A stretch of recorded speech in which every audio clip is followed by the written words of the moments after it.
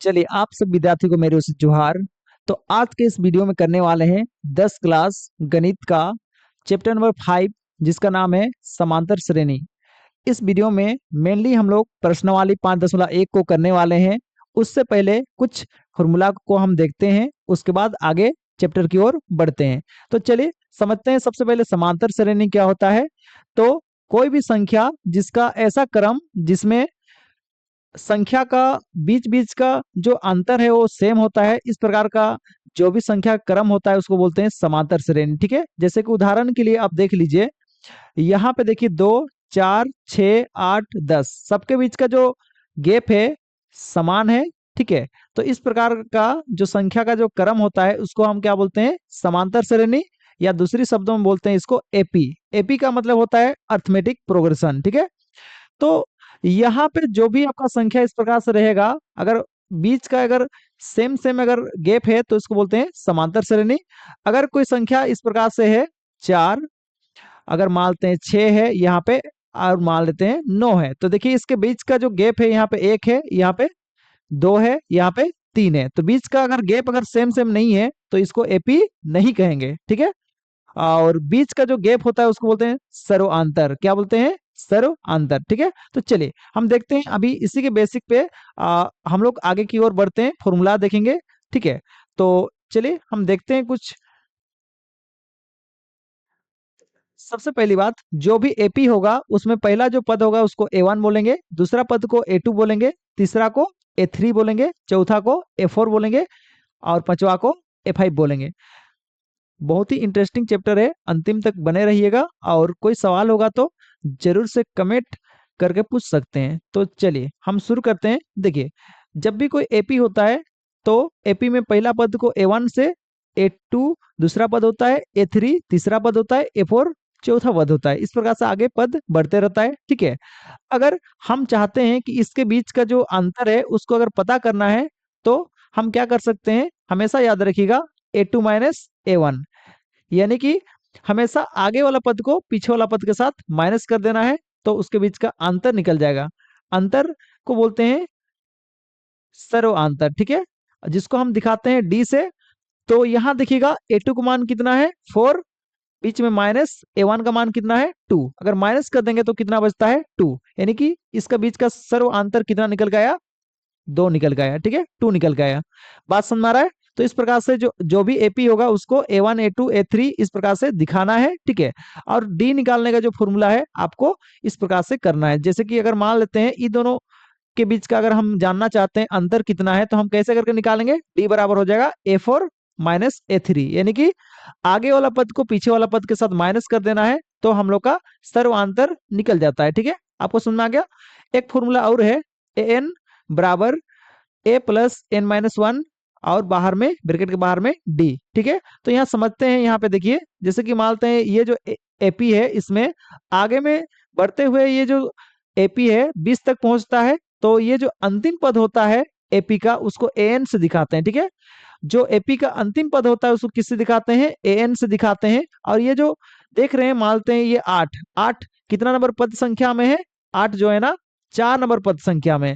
तो जो भी पद संख्या होता है उसको हम एन से दिखाते हैं। ठीक है, पदों की संख्या को हम किससे दिखाते हैं, एन से। तो 8 का पदों का संख्या कितना है, 4, 4 नंबर पद में 8 है। ठीक है, चलिए तो इसके बाद हम देखते हैं ए एन यानी अंतिम पद होता है उसको एल से भी दिखाते हैं। ठीक है, तो ये फॉर्मूला हम आगे की ओर बढ़ते हुए देखेंगे। ठीक है, अभी फिलहाल में इस फॉर्मूला को नहीं जानते रहेंगे। ठीक है, तो हम जानते हैं कुछ कुछ चीज है जिसको हम यहाँ पे पहचानना जरूरी है, इसके बाद ही हम चैप्टर की ओर बढ़ सकते हैं। तो चलिए हम शुरू करते हैं। यहाँ ए वन को ही हम ए बोल सकते हैं। ठीक है, जो पहला पद है उसी को हम ए बोलते हैं। ठीक है, और डी, डी क्या है, सर्वांतर, यानी दो संख्या के बीच का अंतर को हम क्या बोलते हैं, सर्वांतर, जिसको दिखाते हैं डी से। ए एन क्या है, अंतिम पद, यानी कोई भी एपी का अंतिम पद को हम बोलते हैं एन। एल, एल भी अंतिम पद है, अंतिम पद को हम एल से भी दिखाते हैं। ठीक है, एस एन, देखिए ये फॉर्मूला में एस एन लिखा हुआ है, एस एन क्या है, सभी पदों का जोड़, यानी एपी में जितने संख्या है सबको अगर जोड़ते हैं तो उसको हम दिखाते हैं एस एन से। एन क्या है, पदों की संख्या, इसमें देखिए पदों की संख्या कितना दिख रहा है, 1 2 3 4 5, 5 पद यहाँ पे दिख रहा है बीच में, उसके बाद खाली है। ठीक है, तो इस प्रकार से जो पदों का संख्या होता है उसको हम एन से दिखाते हैं। ठीक है, तो चलिए अब इस के आगे हम करते हैं प्रश्नावली 5.1। तो अगर आप कोई भी सवाल पूछना हो तो जरूर से पूछ सकते हैं। चलिए हम शुरू करते हैं प्रश्नावली 5.1। पहला सवाल है, निम्नलिखित स्थिति में से किन स्थितियों में संबंध संबंध संख्याओं की सूची एपी है और क्यों? तो हम लोग का यहाँ सवाल जो दिया है उसमें एपी है, ठीक है, या नहीं है उसको पता करना है। चलिए, और है तो क्यों है उसको भी हम लोग को यहाँ पे बता देना है। तो पहला सवाल देखेंगे हम लोग, प्रत्येक किलोमीटर के बाद का टैक्सी का किराया, जबकि प्रथम किलोमीटर के लिए किराया 15 रुपया है और प्रत्येक अतिरिक्त किलोमीटर के लिए किराया 8 रुपया है। देखिए, कोई टैक्सी है जो चलती है रोड पे, तो पहला किलोमीटर का जो पैसा लेता है 15 रुपये लेता है। उसके बाद पहला को छोड़ के बाकी बात जितना भी आगे जाएगा वो हर एक किलोमीटर का 8 8 रुपये करके, मतलब 8 रुपये करके आगे जितना भी किलोमीटर आगे जाएगा उसमें जोड़ेगा। ठीक है, तो लेकिन पहला जो किलोमीटर जो चलेगा टैक्सी उसमें 15 जोड़ेगा, उसके आगे जितना भी आगे जाएगा तो हर किलोमीटर का 8 रुपया करके जोड़ेगा। ठीक है, तो देखिए ये पहला किलोमीटर हुआ, ये दूसरा हुआ, ये तीसरा हुआ, ये चौथा, पांचवा, इस प्रकार से हम पांचवा 5 किलोमीटर तक हम दिखा दिए। ठीक है, तो चलिए हम पहले लिखेंगे क्या, हल लिखेंगे, दिया है लिखेंगे किराया। 1 किलोमीटर चलने पर 15 रुपये लेता है, 2 किलोमीटर चलने पर 2 किलोमीटर चलने पर कितना लेगा, 15, और इसको भी शामिल कर देंगे तो 15 + 8। ठीक है, तो 15 + 8 कितना होता है, 23, यानी 23 रुपये लेगा। 3 किलोमीटर जाने पर कितना लेगा, तो पहला किलोमीटर, दूसरा और ये तीसरा, तो 3 किलोमीटर जाने पर 8, 8 + 15, तो 8 8 + 15 कितना होगा, 31 रुपया लेगा। चौथा किलोमीटर जाने पर कितना लेगा टैक्सी ड्राइवर, 15, 8, 8, 8, यानी कि 8 + 8 + 8, 15, इस सबको जोड़ देंगे तो कितना होता है, 39 रुपया लेगा। ठीक है, अगर 5 किलोमीटर अगर जाता है तो कितना रुपया लेगा, तो 15, 8, 8, 8, 8, कितना हो जाएगा, 1 2 3 4 5, 5 किलोमीटर जाने पर ये सबको जोड़ के लेगा कितना रुपया, 47 रुपीज लेगा। ठीक है, बात समझ में आ रहा है? तो इस प्रकार से हम लोग जो भी संख्या मिला है इसको हम क्या करेंगे, इस प्रकार से क्रमबद्ध लिख देते हैं। तो 15, 23, 31, 39, 47, तो जो भी पहला संख्या आता है उसको A1, दूसरा संख्या को A2, तीसरा संख्या को A3, A4, A5, इस प्रकार से लिख देते हैं। ठीक है, और कोई भी संख्या एपी है या नहीं है उसको पता करने के लिए हम निकालते हैं डी। ठीक है, चलिए तो डी निकालेंगे। डी पहला तो इस दोनों के बीच का गैप निकालेंगे, यानी कि अंतर निकालेंगे। तो कैसे होता है, हमेशा A2 - A1, यानी आगे वाला पद को पीछे वाला पद के साथ माइनस करना पड़ता है। तो A2 का मान कितना है, 23, A1 का मान कितना है, 15, घटाएंगे तो कितना बचा, 8। फिर इसके बीच का गैप निकालेंगे, तो कैसे निकालेंगे, A3 - A2, A3 का मान है 31 और A2 का मान है 23, घटाएंगे तो कितना बचा, 8। फिर इस दोनों के बीच का गैप निकालेंगे, तो कैसे लिखेंगे, A4 - A3, तो A4 का मान कितना है, 39, A3 का मान है 31, घटाएंगे तो कितना बचा, 8। तो ये जो आपका संख्या देख रहे हैं, सब संख्या के बीच का जो गैप है यानी सर्व अंतर है, सेम है। अगर कोई भी संख्या क्रमबद्ध लिखा हुआ है, अगर उसके बीच का गैप अगर सेम सेम मिल रहा है तो उसको हम एपी कहते हैं। ठीक है, तो लिख देंगे अतः यह एक एपी है क्योंकि सर्वांतर डी समान है। इसके बीच का अगर सर्वांतर सेम रहेगा तो एपी कहलाएगा। समझ में आ गया? तो इस प्रकार से ये जो पहला सवाल था ये एक एपी बनता है इससे। ठीक है, आगे बढ़े, अगला सवाल देखेंगे, सवाल नंबर 2।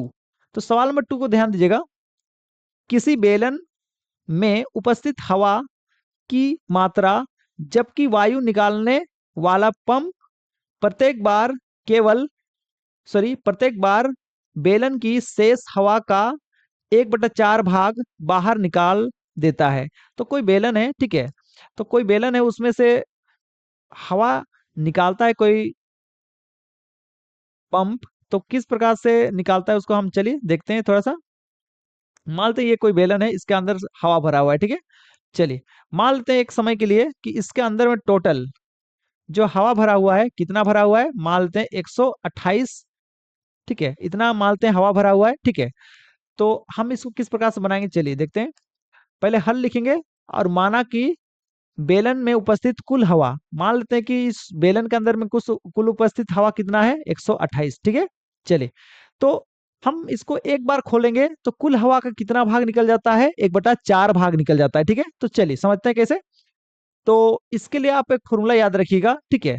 तो पहली बार जब खोलेंगे तो कुल हवा सबसे पहले आपको लिखना है, कुल हवा कितना था 128, फिर माइनस करना है, फिर कुल हवा फिर से लिखना है, और कुल हवा जो रहेगा उसमें कितना निकलेगा, 1/4, यानी कुल हवा का 1/4 भाग निकल जाएगा, ठीक है। हमेशा याद रखिए कि कुल हवा को पहले लिखिएगा, फिर माइनस, एक बार फिर से कुल हवा लिखिएगा, और कुल हवा का क्या करना है, 1/4 भाग, यानी कि कुल हवा का 1/4 भाग अगर निकल जाएगा इस कुल 128 में, तो कितना बचेगा उसको हम यहाँ पे पता करेंगे, ठीक है। तो देखिए, जैसे कि आप ध्यान दीजिएगा, 128 में अगर हम मानते हैं 1/4 भाग निकाल देते हैं तो काटेंगे तो कितना निकलता है, 32, यानी कि 128 में अगर 1/4 भाग हवा निकल जाएगा तो कितना हवा निकल जाएगा, इसमें से 32 हवा निकल जाएगा, ठीक है। तो इसमें डायरेक्ट किया हुआ है इसको इस प्रकार से, ठीक है। तो 128 में अगर 1/4 भाग हवा निकलेगा तो कितना निकलेगा, 32, ठीक है। और 128 में अगर हम 32 घटाएंगे तो कितना बचता है, 96, यानी कि अब 128 में पहली बार निकालने के बाद हवा कितना बचता है, 96 बचता है, ठीक है। अब जब दूसरी बार हम लोग हवा निकालने जाएंगे तो उसमें हवा कितना बचा है आपका, 96 बचा है, ठीक है। तो 96 में पहली बात तो 1/4 निकल जाएगा, 96 जो भी हवा बचा है उसका कितना भाग निकलता है, 1/4 भाग, तो 96 का 1/4 भाग करते हैं पहले, चलिए। तो इसको अगर काटेंगे 96 को, तो 4 दूने 8, फिर कितना बचा, एक, जो भी एक बचा है, 6 का अगला कितना बन गया, 16, और 4 का पहाड़ा में 4 चौके 16, तो इसमें कितना कितना आपका 96 का अगर 1/4 भाग अगर करते हैं तो कितना हवा निकलता है, 24, इसमें से फिर से 24 निकल गया, यानी कि कुल 96 में से 24 फिर से निकल जाएगा, देखिए। तो यहाँ पे देखिए 96 टोटल था, उसमें से हम क्या करेंगे, 96 में से 1/4 भाग निकल रहा है तो 1/4 कर दिए 96 का, और काटेंगे तो कितना बचता है, 24, यानी कि 96 में से कितना निकल जा रहा है, फिर से 24, अगर 96 में 24 निकलेगा तो फिर से कितना बचा, 72, ठीक है। तीसरी बार जब खोलेंगे तो क्या होगा, अभी फिलहाल में कितना बचा है हवा, फिलहाल में बचा है 72, ठीक है। चलिए, तीसरी बार खोलेंगे तो क्या होगा, पहली बात तो हवा कितना है, कुल हवा को पहले लिखेंगे, फिर माइनस कुल हवा का ही कितना भाग निकाल रहे हैं, 1/4 भाग, इसलिए कुल हवा का ही हम क्या कर देंगे, 1/4 भाग।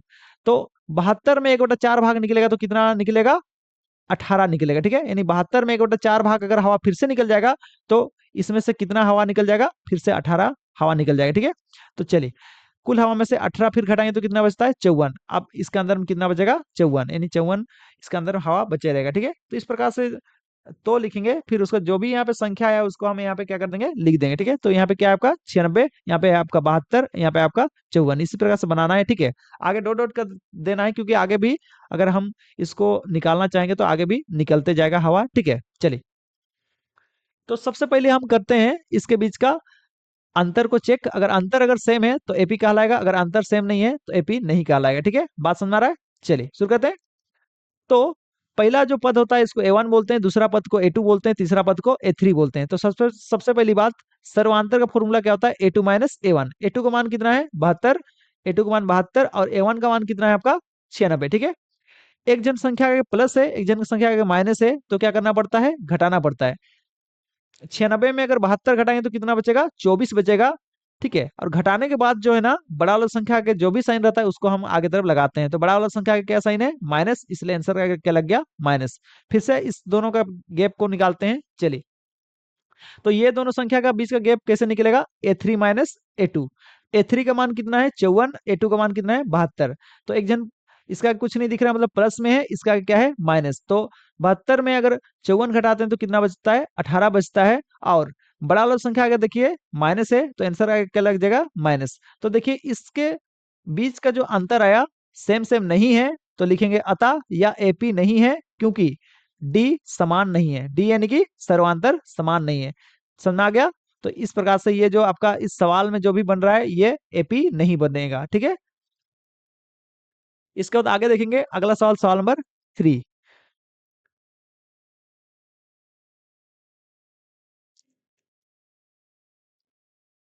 सवाल नंबर 3 है, प्रत्येक मीटर की खुदाई के बाद एक कुआं खोदने में आई लागत, जबकि प्रथम मीटर खुदाई की लागत 150 रुपया है और बाद में प्रत्येक मीटर खुदाई की लागत 50 बढ़ती जाती है।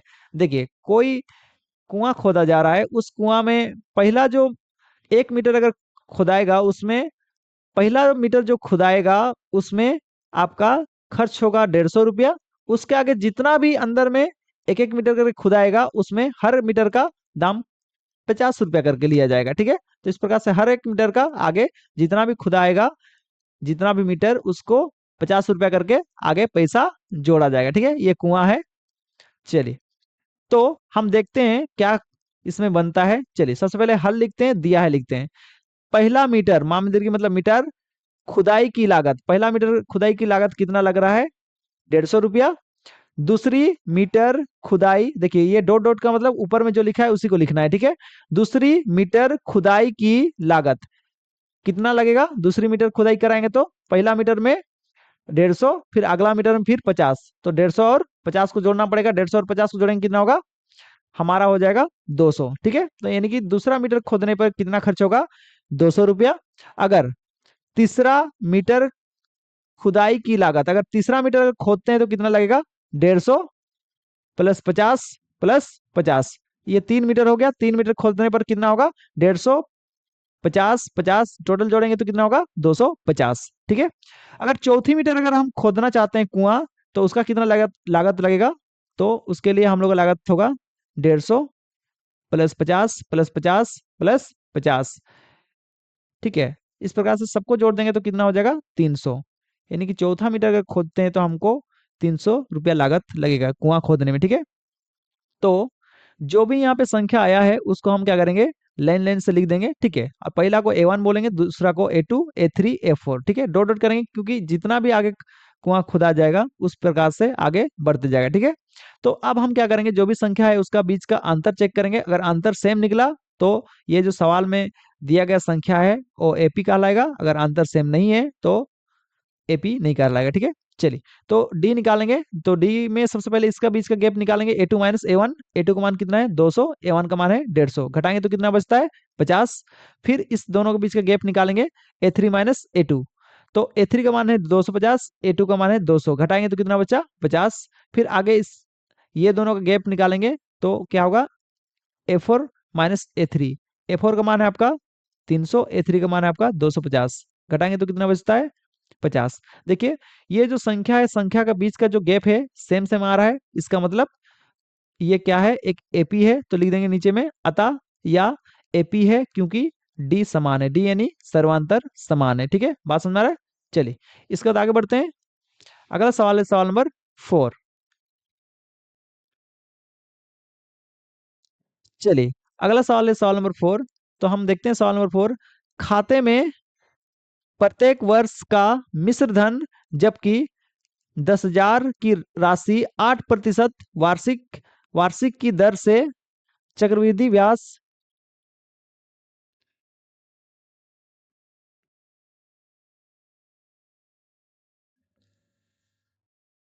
चक्रवृद्धि ब्याज पर जमा की जाती है। चलिए, चक्रवृद्धि ब्याज की दर पर हम लोग का जो है ना 10,000 रुपया जमा किया जाता है। ठीक है, हर वर्ष कितना प्रतिशत आपका ब्याज लगेगा? 8%। ठीक है, तो हम क्या लिखेंगे? हल लिखेंगे, दिया है लिखेंगे। खाते में जमा राशि, तो खाता में जमा राशि कितना है? 10,000 रुपया है। ठीक है, तो हम लोग क्या करना है? इसी जो सवाल में लिखा है इसी से हम लोग को संख्या निकालना है, और इससे जो संख्या निकलेगा इससे एपी बन पाएगा या नहीं बन पाएगा उसको हम लोग को बताना है। ठीक है, तो खाते में जमा राशि 10,000 है, तो पहला वर्ष बाद यानी 1 साल बीतने के बाद तो कैसे बढ़ेगा पैसा? पहली बात, 10,000 हम लोग जो लिए थे वो पैसा ये है, प्लस ये जो 10,000 है ना, इसी 10,000 का 8% क्या होगा? बढ़ने बढ़ने वाला है। तो सबसे पहली बात, 10,000 का हम 8% निकालेंगे। ठीक है, 10,000 8 है तो लिखेंगे 8% के बदले में 100। ठीक है, तो नीचे का 2 जीरो ऊपर का 2 जीरो कटा, गुना करेंगे कितना होगा 800, यानी कि टोटल 10,000 का अगर हम एक साल बाद अगर 8% अगर ब्याज में देंगे तो कितना रुपए देंगे, 800 रुपये। ठीक है, बीच में प्लस प्लस प्लस लिखते जाइएगा। कुल पैसा ये रहा कुल पैसा, और कुल पैसा का ही 8% निकालना था, इसलिए प्लस में कुल पैसा का ही यहाँ पे 8%। हमेशा याद रखिए जिसका भी प्रतिशत निकालते हैं उसके बीच में क्या साइन होना चाहिए, गुना का साइन होना चाहिए। ठीक है, समझ में आ रहा है। तो 10,000 का हम क्या करेंगे, फिर इधर आगे में लिखेंगे 10,000, यानी टोटल 10,000 का क्या करेंगे, 8% निकालेंगे। तो 10,000 का अगर हम 8% निकाले, प्रतिशत के बदले में नीचे क्या लिखते हैं 100, नीचे का 2 जीरो ऊपर का 2 जीरो कटा, ऊपर में बचा 100 और इधर है 8, 8 गुना 100 क्या होगा 800। और आगे में क्या है आपका, जो पैसा आप खाता में लिए थे या फिर जमा किए थे, ठीक है सॉरी जमा किए थे, वो पैसा है। और यहाँ पे जो ब्याज निकला है 10,000 का 8% निकालने पर कितना ब्याज निकला है, 800 रुपया, यानी दोनों को जोड़ेंगे तो कितना होगा 10,800 रुपया, यानी पहला साल बाद उसका पैसा जो है ना 10,800 रुपया होगा। जब दूसरा साल का बात करेंगे तो फिर अब दूसरा साल में पैसा कितना हो चुका है 10,800, तो जो भी आपका यहाँ पे पैसा हुआ है उस पैसा का ही यहाँ पे ब्याज मिलेगा। ठीक है, तो 10,800 है तो पहले 10,800 कुल पैसा लिखेंगे, फिर ये जो 10,800 जो है इसी 10,800 का 8% फिर आगे मिलेगा। तो यहाँ पे देखिए 10,800 का हम क्या कर रहे हैं, गुना में 8, मतलब 10,800 का ही हम 8% निकाल रहे हैं। ठीक है, तो यहाँ पे देखिए प्रतिशत के बदले में, प्रतिशत को जब हटाते हैं तो नीचे में 100 आ जाता है, नीचे का 2 ठू जीरो ऊपर का 2 ठू जीरो कटा, ऊपर में बच गया 108, यहाँ पे बचा है 8, 108 और 8 को गुना करने पर होता है 864। और इधर में पहले से कितना है कुल राशि आपका है 10,800, तो दोनों को जोड़ेंगे तो कितना होगा 11,664, यानी 2 साल बाद आपका पैसा हो जाएगा 11,664। ठीक है, तो इस प्रकार से 8% की दर से अगर बढ़ता है पैसा 10,000, तो इस प्रकार से पहला साल में हो जाएगा आपका 10,800 और दूसरे साल में हो जाएगा 11,664। तो जो भी संख्या यहाँ पे है उसी को हम एपी के रूप में लिखते हैं। पहला तो कौन है 10,000, फिर उसके बाद आपका आया 10,800, फिर उसके बाद आया 11,600। ठीक है, 664। तो इसके बीच का अगर हम देखेंगे अंतर, अगर सेम मिलता है तो फिर एपी है, अगर नहीं है तो सेम सेम नहीं है तो नहीं होगा एपी। डी बराबर होता है A2 - A1, A2 का मान है 10,800, A1 का मान है आपका 10,000, घटाएंगे तो बचता है 800। फिर ये दोनों के बीच का गैप निकालेंगे तो A3 - A2, A3 का मान आपका है 10,000 सॉरी 11,664 और A2 का मान है आपका 10,800, दोनों घटाएंगे तो कितना बचता है 864। देखिए इसका अंतर, इसके बीच का अंतर अलग निकला, इसके बीच का अंतर अलग निकला, इसका मतलब सर्वांतर सेम नहीं है, यानी डी सेम नहीं है। डी सेम नहीं है तो लिखेंगे अतः या एपी नहीं है, क्योंकि डी का मान समान नहीं है। ठीक है, बात समझ में आ गया, डी का मान अगर समान नहीं है तो आपका ये एपी कहलाएगा नहीं। तो इस प्रकार से जो चौथा नंबर सवाल था, ये जो सवाल बोला गया है ये एपी नहीं बन रहा है। ठीक है, यानी समांतर श्रेणी नहीं बन रहा है। इसके बाद आगे देखेंगे इसका अगला सवाल अगला वीडियो में। तब तक के लिए बाय बाय।